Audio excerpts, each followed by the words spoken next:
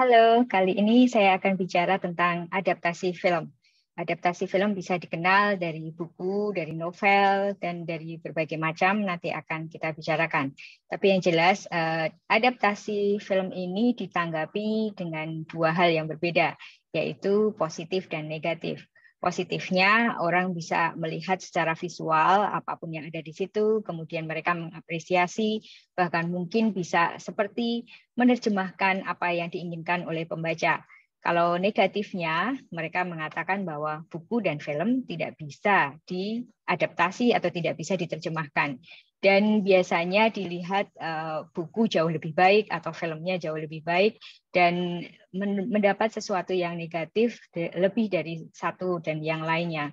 Dan ini akan kita bicarakan secara detail bagaimana itu bisa positif dan bagaimana itu bisa negatif dengan beberapa contoh juga. Nah, sumber adaptasi tadi sudah saya singgung ada dari novel, tapi di sini dalam bentuk buku ya. Ada hal lain juga yaitu dalam bentuk puisi, dalam bentuk komik. Kalau komik ini sangat beragam, saya bicara komik saja, tapi ada dalam bentuk webtoon, dalam bentuk manga, anime, dan lain-lain.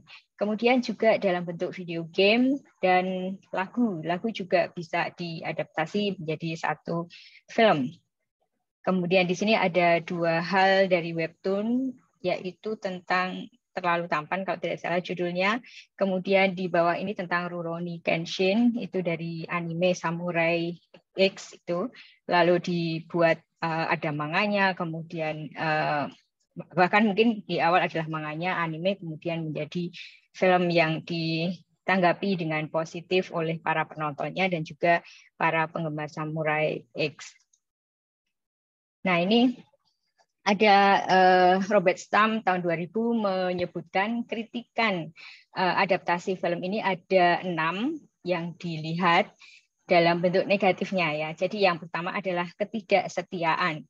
Jadi ketika film kita berangkat dari film yang sudah hasil dari adaptasi, film tersebut dianggap tidak setia, tidak dianggap tidak sesuai dengan dalam bukunya atau aslinya bentuknya seperti apa. Jadi ada ketidaksamaan, tidak ada kesetiaan di situ. Gitu. Jadi yang kedua ada pengkhianatan, ada sesuatu yang dianggap tidak sesuai di situ, bahkan malah seperti menyerang dari hasil yang ada di sana. Kemudian yang ketiga ada perubahan. Nah, perubahan ini bisa berarti dalam ceritanya, misalnya ceritanya happy ending menjadi tidak happy ending, jadi cukup banyak perubahan yang tidak bisa ditebak oleh pembacanya sebelumnya. Jadi dianggap seperti itu, tapi ternyata tidak. Kemudian juga ada pelanggaran. Pelanggaran di sini adalah lebih ke misensinya, misalnya tentang tahunnya, tentang setting lokasinya, kemudian tentang bagaimana satu tokoh utamanya berbeda dengan tokoh utama di dalam novel atau dalam aslinya.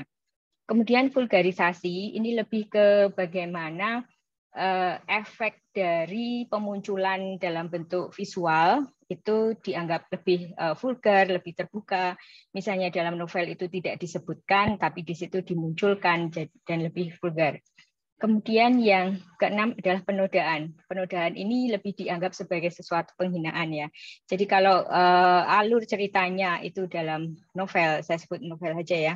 Alur ceritanya dalam novel itu berbeda dengan di dalam film dan juga bahkan mengubah sesuatu. Misalnya dalam film itu perempuan dianggap hero-nya atau pahlawannya, tapi di dalam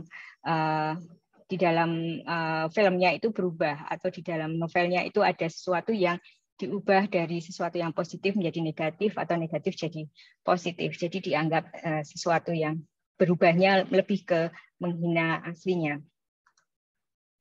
Kemudian ya kenapa itu semua bisa dimunculkan kritikan-kritikan negatif tersebut, karena Robert Stam mengatakan ada 8 poin ini.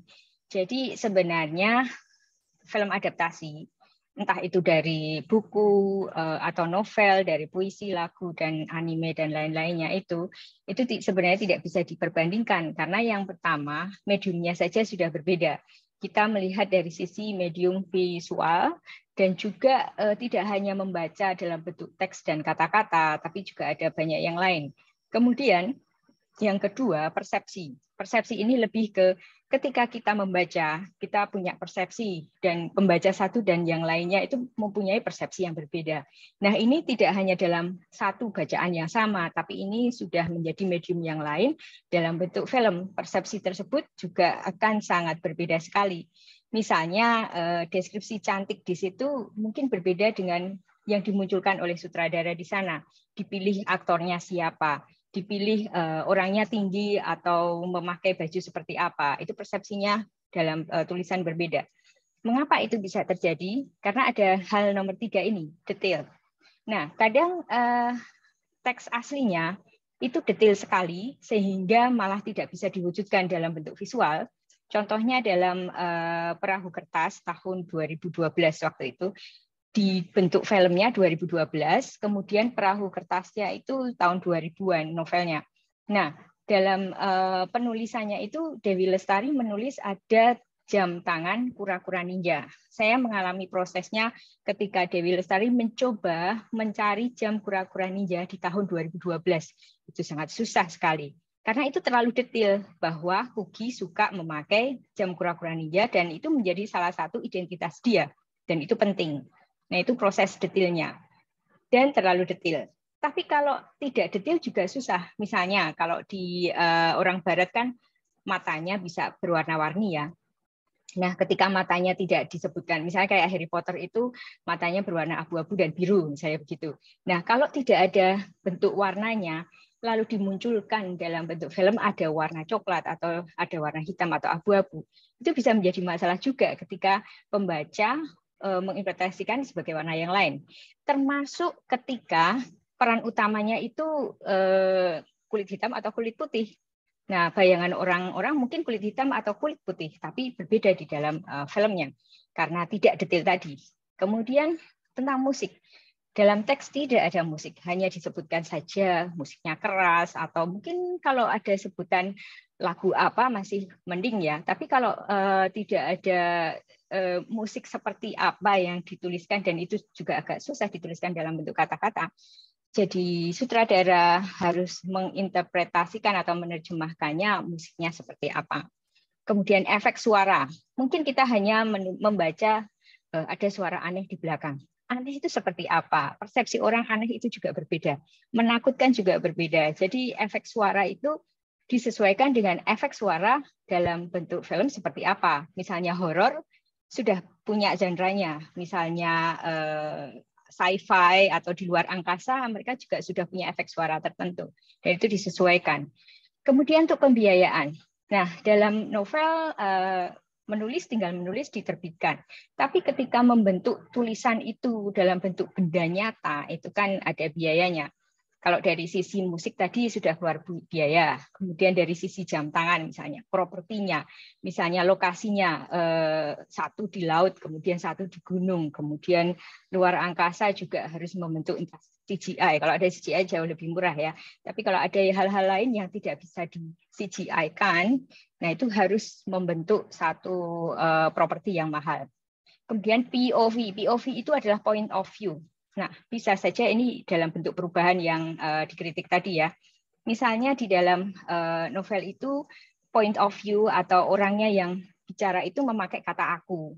Pada suatu hari aku bertemu dengan orang tuaku, misalnya begitu. Tapi di dalam novel itu tidak dipakai aku, tapi dipakai orang ketiga. Jadi benar-benar tokoh utamanya itu tidak mengatakan pada suatu hari aku bertemu dengan orang tua, tidak begitu, tapi dia langsung bertemu, dia langsung ngomong, dia langsung membuat sesuatu itu menjadi sebuah dialog ya, dalam konteks dan dialog. Nah, itu sangat berbeda sekali dan itu bisa membuat persepsinya juga berbeda. Lalu yang ke-8 adalah imajinasi.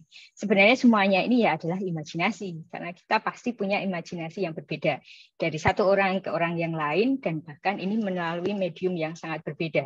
imajinasi sebuah genre aja berbeda. Horor, ketakutan itu seperti apa? Atau sesuatu yang indah, orang kaya itu seperti apa? Orang tampan seperti apa? Kemudian baju yang bagus seperti apa? Itu sangat berbeda sekali dan sangat subjektif. Sehingga kenapa kritikan-kritikan negatif jauh lebih banyak. Nah, ini salah satu contohnya tentang Retno Damayanti ini adalah kostum desainer. Nah, dia pernah ada kritikan tentang kostum yang dia pilih untuk Sultan Agung dan Bumi Manusia. Nah, orang menganggap jenis batiknya salah di Sultan Agung itu. Dalam film itu memakai jenis batik yang dulu di kenyataannya itu belum ada. Nah, kritikannya seperti itu. Tapi sebenarnya dari Retno Damayanti sendiri memberi perdebatan bahwa dulu tidak disebutkan batiknya apa dan memang zaman dulu tidak ada bentuk batiknya, sehingga dia mencoba melakukan riset yang hampir mirip dengan waktu zaman Sultan Agung seperti apa.